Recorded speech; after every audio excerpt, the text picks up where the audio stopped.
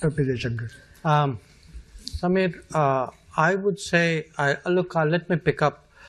What do you do in this very turbulent atmosphere? I think particularly for large countries, it is important to build capacities, to be more self-reliant. That is very much the focus today in India. And because you said, look at it from a perspective of technology, I think in many ways, Mr. Krishnan speaking before us gave some of the answers. And we speak of multipolarity as though it's something that will happen. You have to build multipolarity. And you build multipolarity by building national capacities. And when you build national capacities and have national experiences, some of it is transposable to other people who may relate to it. So, for example, if you take DPI, digital public infrastructure, there are many other societies who find the Indian model of DPI, frankly, far more absorbable and relevant and transposable than a European model or a American model of how to run a more digital life. Now, it can be big things, it can be little things. What we have seen, because you spoke again earlier about South-South cooperation, many things we've done in India. If you have something like a drinking water mission, or you have taking electricity to every home, each one of these efforts actually has scaled up capacities in India, has created businesses and companies and people in India who can take those capabilities abroad and today actually drive South-South cooperation. So you have a country like India still at $3,000 per capita income, which actually has assistance programs in almost 80 countries in the world. And in some cases, these are billion-dollar programs where, what we have done in India, we have taken out of India to some other country.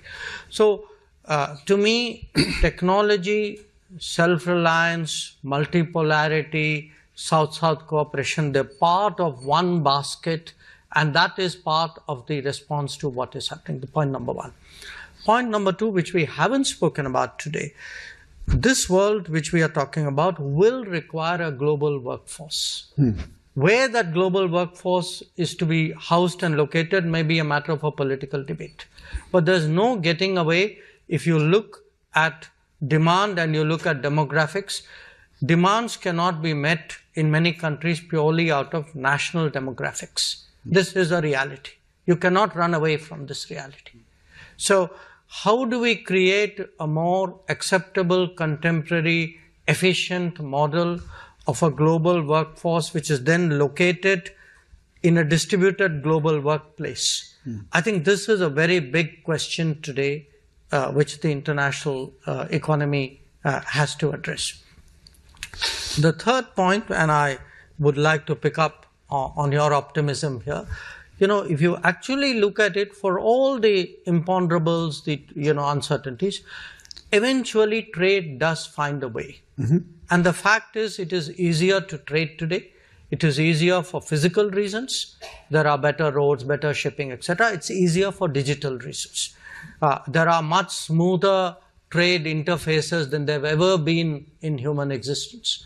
So for all the obstacles and complications that may arise, I also think they will be countered in some ways or mitigated in some ways by what will happen, I think, in the trade domain. And finally, I agree with him. I think we will see, as part of this re-engineered world, I think we will see new, more different trade arrangements between countries, which will make decisions which they may not have made in other circumstances, countries which today will feel the desire, sometimes even the compulsion, to have new partners and new regions will look very much more. And certainly I can tell you where India is concerned, in many other regions, and that's one of the points we were discussing today, Latin America, Caribbean, where we actually do roughly about, I think, about $45 billion of trade every year. But I can see with much greater effort even what may be considered very distant regions today becoming much more relevant. So we are going to, technology-wise, trade-wise, connectivity-wise, workplace-wise, end up in a very different world in a very short time.